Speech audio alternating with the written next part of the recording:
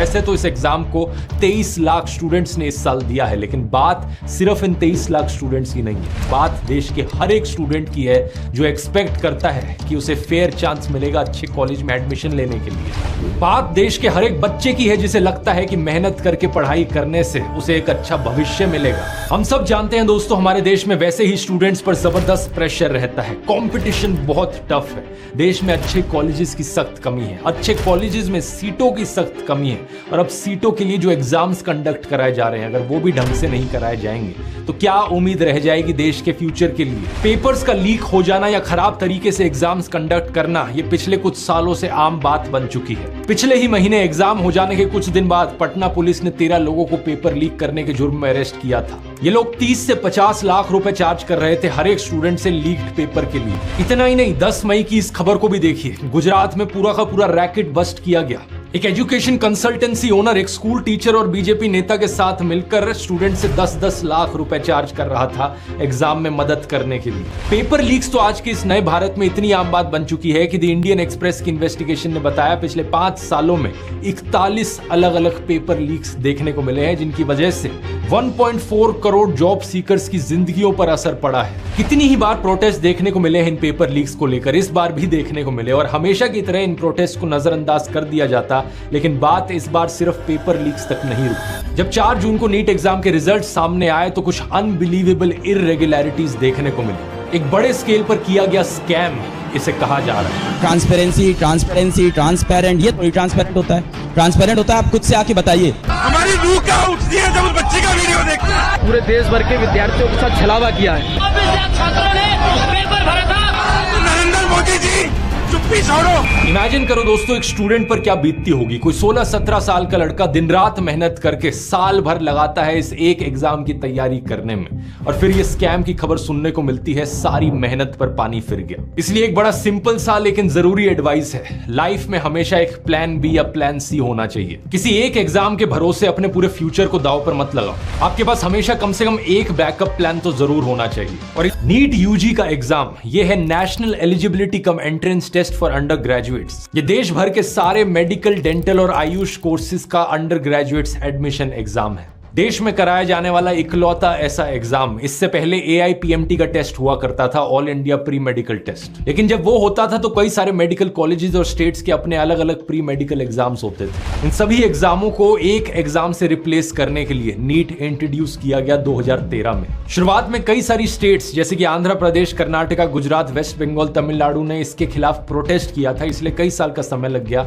और 2016 में जाकर ही पहला नीट एग्जाम कंडक्ट किया गया। पहले 3 सालों के जो नीट एग्जाम्स थे उन्हें ओवरसी किया गया था CBSE के द्वारा, लेकिन 2019 के बाद से इन एग्जाम्स को कंडक्ट कराने की रिस्पॉन्सिबिलिटी NTA को दी गई। NTA यानी नेशनल टेस्टिंग एजेंसी, ये एक ऑटोनोमस एजेंसी है जिसे नवंबर 2017 में एस्टैब्लिश किया गया था under the department of higher education of the ministry of education of India. इस एजेंसी को बनाया तो इस उम्मीद से गया था कि इसके पास अपना इंडिपेंडेंस होगा, हमें ज्यादा ट्रांसपेरेंसी देखने को मिलेगी एग्जाम्स कंडक्ट कराते वक्त, लोगों का कॉन्फिडेंस बढ़ेगा इन एग्जाम्स को लेकर, लेकिन हुआ इसका उल्टा ही है। आज लोगों का सारा गुस्सा इस NTA की ओर देखने को मिल रहा है। क्या कारण है इसके पीछे, आइए थोड़ा गहराई से समझते हैं। बात क्या है दोस्तों, प्रॉब्लम्स इस एग्जाम के कंडक्ट होने से पहले ही शुरू हो गई थी। 9 फरवरी 2024 को NTA ने इस एग्जाम की रजिस्ट्रेशन ओपन करी थी और 1 महीने तक का समय दिया था। डेडलाइन थी 9 मार्च रजिस्टर करने की, जो कि नॉर्मल है, 1 महीने तक का समय दिया गया, लेकिन 9 मार्च को 1 हफ्ते के लिए और एक्सटेंड कर दिया जाता है इस डेडलाइन। अब ये भी कोई इतनी बड़ी बात नहीं है, क्योंकि हो सकता है कुछ स्टूडेंट्स इतने मगन हो पढ़ाई करने में कि वो इस 1 महीने में रजिस्टर करना ही भूल गए एग्जाम के लिए। ठीक है, उनके लिए 1 हफ्ते और एक्सटेंड कर दी डेडलाइन, लेकिन 1 महीने बाद और 9 अप्रैल को फिर से इस रजिस्ट्रेशन लिंक को खोला जाता है। 9 अप्रैल से लेकर 10 अप्रैल तक स्टेक होल्डर्स रिक्वेस्ट पर, और इसके बाद एक और बार एक करेक्शन विंडो दी जाती है 11 अप्रैल से लेकर 15 अप्रैल तक। ये किस स्टेक होल्डर की रिक्वेस्ट थी। इसके बाद एग्जाम कंडक्ट किया जाता है 5 मई को, और इसके बाद भी ढेर सारी पेपर लीक्स की खबरें आती हैं अलग अलग स्टेट से, कभी गुजरात से, कभी बिहार से, तो कभी उड़ीसा से। लेकिन असली मजाक शुरू होता है 4 जून को, जब रिजल्ट्स डिक्लेयर होते हैं। नीट का एग्जाम एक MCQ एग्जाम है जिसमें 4 अलग अलग सब्जेक्ट्स में सवाल पूछे जाते हैं, फिजिक्स, केमिस्ट्री, जूलॉजी और बोटैनी। हर एक सब्जेक्ट में 50 क्वेश्चन होते हैं, जिनमें से 45 अटेम्प्ट करने होते हैं, तो टोटल आउट ऑफ 200 180 क्वेश्चंस को अटेम्प्ट करना होता है। हर सही जवाब के मिलते हैं +4 मार्क्स, हर गलत जवाब के -1 मार्क। 3 घंटे 20 मिनट का समय दिया जाता है और मैक्सिमम मार्क्स जो पॉसिबल है वो 720 हैं। अब होता क्या है कि 67 स्टूडेंट्स फुल मार्क्स स्कोर करते हैं, 720 आउट ऑफ 720। सबके सबको ऑल इंडिया रैंक 1 मिल जाती है। ये एक बहुत ही अजीब चीज है क्योंकि पिछले साल जो एग्जाम हुआ था उसमें सिर्फ 2 लोगों ने टॉप किया था। उससे पिछले साल 2022 का जो नीट था उसमें 4 लोगों ने टॉप किया था, लेकिन किसी को भी फुल मार्क्स नहीं मिले थे। 715 हाईएस्ट स्कोर था। उससे पिछले साल 2021 में सिर्फ 3 लोगों ने टॉप किया था और अब अचानक से 67 लोग टॉप करने लग गए। ये कैसे हो सकता है? एनटीए ने इसको लेकर 3 रीजंस दिए। पहला, एक ऑफिशियल ने उनके कहा कि इस साल का एग्जाम काफी आसान था इसलिए इतने सारे लोगों ने टॉप कर दिया। लेकिन जब स्टूडेंट्स और एक्सपर्ट्स से पूछा गया तो उन्होंने रिजल्ट्स आने से पहले कहा था कि एक्चुअली में इस साल का एग्जाम तो बहुत टफ था। वो कह रहे थे कि जो स्कोर होगा वो नीचे जाएगा, कोई टॉप नहीं कर पाएगा। दूसरा, एनटीए ने कहा कि इस साल जो नंबर ऑफ कैंडिडेट्स थे वो कहीं ज्यादा थे। 3 लाख ज्यादा कैंडिडेट्स अपीयर कर रहे थे इस एग्जाम के लिए 2023 के कंपैरिजन में। तो क्योंकि ज्यादा कैंडिडेट्स थे इसलिए नेचुरली हायर स्कोर्स देखने को मिलेंगे। लेकिन तीसरा कारण सबसे इंटरेस्टिंग है। एनटीए ने कहा कि इतने सारे रैंक 1 इसलिए आए हैं क्योंकि 67 में से 50 टॉपर्स को इन्होंने ग्रेस मार्क्स दिए हैं। इन 50 में से 44 स्टूडेंट्स को ग्रेस मार्क्स दिए गए क्योंकि आंसर कीज में कुछ डिस्क्रिपेंसी थी और बाकी 6 स्टूडेंट्स को ग्रेस मार्क्स दिए गए टाइम रिलेटेड इश्यूज की वजह से। एक ये फिजिक्स का क्वेश्चन था इस एग्जाम में जिसमें 2 सही आंसर्स थे क्योंकि एनसीईआरटी की एक पुराने एडिशन की टेक्स्ट बुक थी और एक नए एडिशन की टेक्स्ट बुक थी। दोनों में अलग अलग चीजें लिखी थी तो सब्जेक्ट एक्सपर्ट्स ने कहा कि दोनों ऑप्शन को सही कहा जाना चाहिए। अब पहली बात तो क्या ये एग्जाम कंडक्ट कराने का कोई तरीका होता है? वहां स्टूडेंट्स 12-12, 13-13 घंटे पढ़ते रहते हैं एक साल के लिए और यहाँ एनटीए से अपने क्वेश्चंस ढंग से नहीं लिखे जाते। और दूसरा, ये कैसा एग्जाम है जिसमें 75% टॉपर्स सिर्फ इसलिए टॉपर्स बने हैं क्योंकि उन्हें ग्रेस मार्क्स मिले? इस चीज को थोड़ा और गहराई से देखते हैं। इस क्वेश्चन को देखो जरा। क्वेश्चन था कि इन दोनों में से कौन सी स्टेटमेंट करेक्ट है। पहली स्टेटमेंट है atoms are electrically neutral as they contain equal number of positive and negative charges. और दूसरी स्टेटमेंट है atoms of each element are stable and emit their characteristic spectrum. इस क्वेश्चन का सही जवाब है कि पहली स्टेटमेंट सही है और दूसरी स्टेटमेंट गलत है, यानी कि ऑप्शन नंबर 4। लेकिन एनटीए ने कहा कि हमें ऑप्शन 2 को भी करेक्ट मानना चाहिए क्योंकि 2018 की जो एनसीईआरटी की किताब है उसमें इस स्टेटमेंट को लिखा गया है कि सारे एलिमेंट्स के एटम स्टेबल होते हैं। एनटीए ने कहा 13,000 से ज्यादा कंप्लेंट्स उन्हें इस क्वेश्चन को लेकर आई। लेकिन क्या इस रीजन की वजह से गलत आंसर को सही कर देना सेंस बनाता है? क्योंकि 2018 के बाद से जितनी भी एनसीईआरटी की किताबें छपी हैं उन सब में इसको करेक्ट कर दिया गया था। और दूसरी बात, ये एक बड़ा ही सिंपल और लॉजिकल सा फिजिक्स का क्वेश्चन है जिसका जवाब एक 10th क्लास के बच्चे को भी पता हो। तो सवाल ये उठता है कि ये कौन से बच्चे हैं जो 6 साल पुराने एडिशन की किताब को पढ़ रहे हैं और उनके लिए यहाँ पर ग्रेस मार्क्स दिए गए। तो ये है एनटीए के 3 अलग अलग कारण, सारे के सारे फैक्चुअल और लॉजिकल लूप होल से भरे हुए। अगला सवाल ये उठता है कि ये 6 टॉपर्स कौन हैं जिन्हें ग्रेस मार्क्स दिए गए टाइम की कमी की वजह से? क्या ये सारे 6 टॉपर्स एक ही एग्जाम सेंटर से बिलोंग करते हैं? ये पॉसिबल है। ये 6 टॉपर्स उन 1563 स्टूडेंट्स का हिस्सा है जिन्हें लॉस ऑफ टाइम की वजह से ग्रेस मार्क्स दिए गए और इनमें से कुछ स्टूडेंट्स ऐसे हैं जिन्हें 718 या 719 आउट ऑफ 720 मार्क्स मिल गए, जो कि टेक्निकली इम्पॉसिबल है मिलना क्योंकि या तो आपको सही जवाब के +4 मिलेंगे या गलत जवाब के -1 मिलेंगे। तो नॉर्मल कंडीशंस में इस एग्जाम का स्कोर या तो किसी का 720 आ सकता है या 716 या 715 आ सकता है। 718, 19 पॉसिबल नहीं। ये 2 स्टूडेंट्स जिनको ये स्कोर मिले ये भी उसी झज्जर सेंटर के हैं जिससे 6 टॉपर्स निकले हैं। जब एनटीए से पूछा गया कि उन्होंने ग्रेस मार्क्स क्यों दिए तो उन्होंने कहा कि कई पिटीशंस फाइल करी गई थी नीट 2024 के कैंडिडेट्स के द्वारा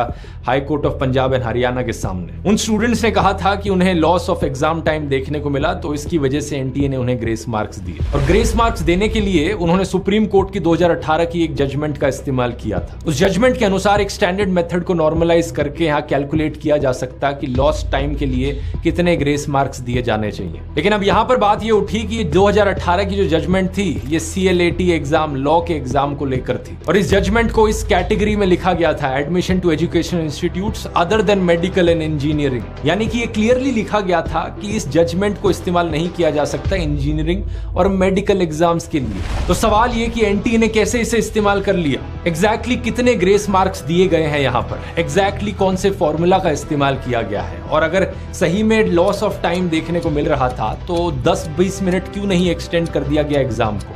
ग्रेस मार्क का ही सिस्टम क्यों इस्तेमाल किया गया? लोग आरोप लगाते हैं कि यहाँ पर करप्शन हुई है और ये एक स्कैम है। बात यहां खत्म नहीं होती है। इंडियन मेडिकल एसोसिएशन के जूनियर डॉक्टर्स नेटवर्क ने एक और मुद्दा उठाया। रिजल्ट्स के डिक्लेयर किए जाने से पहले एनटीए एक ओएमआर शीट को रिलीज करता है, ऑप्टिकल मार्क रिकग्निशन शीट, जो कि बेसिकली स्टूडेंट की आंसर शीट है जहां पर उसने एमसीक्यू के जवाब भरे हैं। ये इसलिए किया जाता है ताकि स्टूडेंट्स को एक फेयर आइडिया मिल पाए कि उनका स्कोर क्या होगा। लेकिन प्रॉब्लम क्या हुई कि कई स्टूडेंट्स को अपने अलग ही मार्क्स दिखे अपने स्कोर कार्ड्स में as compared to their answer sheets. जैसे कि एक केस था 18 साल की अर्शिता का। उसकी ओएमआर शीट में लिखा था कि उसका स्कोर होगा 384, लेकिन जब फाइनल रिजल्ट्स आए तो उसका स्कोर दिखा उसे 308, 80 मार्क्स का डिफरेंस। एक और स्टूडेंट 21 साल के शोएब ने कहा कि 10 मार्क्स का डिफरेंस देखने को मिला ओएमआर शीट और रिजल्ट्स के बीच में। इतनी सारी प्रॉब्लम्स थी और इन सारी प्रॉब्लम्स के सबूत आ जाने से पहले ही रिजल्ट्स को 10 दिन पहले डिक्लेयर कर दिया जाता है। और ये कोई रैंडम 10 दिन नहीं थे, स्ट्रैटेजिकली उसी दिन नीट एग्जाम के रिजल्ट्स को अनाउंस किया गया जिस दिन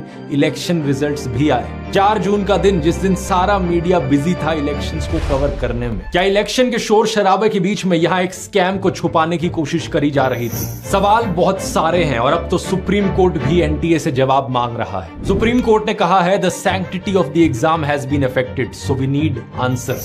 सोशल मीडिया पर ढेर सारे लोगों ने अपनी आवाज उठाई है। ऑपोजिशन लीडर्स राहुल गांधी, संजय सिंह, अखिलेश यादव और एमके स्टालिन भी कार्रवाई की मांग कर रहे हैं। पार्लियामेंट में भी इसको एक बड़ा मुद्दा बनाने का वादा किया गया है। इन सब चीजों का जब दबाव बढ़ा तो एनटीए ने 8 जून को अनाउंस किया कि एजुकेशन मिनिस्ट्री एक 4 मेंबर पैनल सेटअप करेगी इस इशू को एग्जामिन करने के लिए। 40,000 से ज्यादा स्टूडेंट्स इस पिटीशन को साइन कर चुके हैं जिसकी मांग है कि इस एग्जाम को दोबारा से कंडक्ट कराया जाए। अगर आप भी इस मांग से सहमत हैं तो नीचे डिस्क्रिप्शन में लिंक दिया गया है इस पिटीशन का, जाकर साइन कर सकते हैं। इस सब के बाद भी एनटीए का कहना है कि इस एग्जाम की इंटेग्रिटी को कॉम्प्रोमाइज नहीं किया गया है। Integrity etc. of this exam throughout the country was not compromised. Integrity का पर्यायवाची है सैंक्टिटी, वही शब्द जिसका इस्तेमाल सुप्रीम कोर्ट ने किया। मैं यहाँ पूछना चाहूंगा, सैंक्टिटी आज के दिन बची ही किस एग्जाम में है? हर दूसरे एग्जाम में यही पेपर लीक्स देखने को मिलते हैं, ऐसी ही इरेगुलरिटीज देखने को मिलती है। क्या देश की सरकार को अपने देश के फ्यूचर की चिंता भी है? हमारे देश के एजुकेशन मिनिस्टर हैं धर्मेंद्र प्रधान, 2021 से यही रहे हैं और इलेक्शन रिजल्ट्स के बाद भी जब नई सरकार बनी दोबारा से इन्हें ही एजुकेशन मिनिस्टर बनाया गया। लेकिन इनके ट्विटर पर जाकर अगर आप देखोगे तो ऐसा लगता है ये एजुकेशन मिनिस्टर नहीं बल्कि नरेंद्र मोदी के पीआर मिनिस्टर है। ऊपर से लेकर नीचे तक आपको दिखेगा सिर्फ नरेंद्र मोदी का चेहरा। हर दूसरे ट्वीट में मोदी का मेंशन किया गया है, कभी मोदी अगेन, कभी मोदी 3.0, कभी मोदी ये, कभी मोदी वो। लेकिन नीट एग्जाम को लेकर आपको कहीं कोई ट्वीट मिल जाए तो मुझे बता देना। अरे नीट तो छोड़ो, एजुकेशन से रिलेटेड एक भी ट्वीट ढूंढ कर दिखा दो इनके ट्विटर अकाउंट। ऐसे लोगों की वजह से देश की पूरे एजुकेशन सिस्टम की ये हालत है। हाँ धर्मेंद्र प्रधान जी, आप ही बता दो कितना काम किया एजुकेशन के लिए आपने देश में पिछले 3 सालों में। इन नेताओं को जब तक हम अकाउंटेबल नहीं ठहराएंगे इन चीजों का सोल्यूशन नहीं निकल सकता दोस्तों। सारी पावर इनके हाथों में है और ये देश के भविष्य का सवाल है, स्टूडेंट्स के फ्यूचर का सवाल है, देश के मेडिकल इंफ्रास्ट्रक्चर का सवाल है। इतना प्रेशर बनाने के बाद आज का लेटेस्ट अपडेट ये आया है कि फाइनली एनटीए ग्रेस मार्क्स को हटाने के लिए राजी हो गया है। वो 1563 कैंडिडेट्स जिन्हें ग्रेस मार्क्स दिए गए, अब उन्हें ऑप्शन दिया जा रहा है कि या तो वो दोबारा से एग्जाम दे दे या फिर अपना स्कोर बिना ग्रेस मार्क्स के एक्सेप्ट कर ले। ये ग्रेस मार्क्स की समस्या के लिए सही सॉल्यूशन है, लेकिन बाकी और प्रॉब्लम्स का क्या? Paper leaks, inflated score, same centre से 6 टॉपर्स का होना, इन सारी चीजों पर अभी भी जवाब देना बचता है। इकट्ठे होकर इसी तरीके से आवाज उठाते रहिए और याद रखिए अपनी उम्मीद कभी मत खोना। 2022 में 13,000 से ज्यादा स्टूडेंट्स ने आत्महत्या करी इस एजुकेशन सिस्टम से निराश होकर। मैं समझ सकता हूं कितना फ्रस्ट्रेटिंग होगा ऐसे सिस्टम से डील करना, लेकिन at the end of the day ये भी याद रखिए कि एक एग्जाम सब कुछ नहीं होता, एक एग्जाम आपकी जिंदगी तय नहीं करता। इसलिए अपना हौसला कभी मत खोना।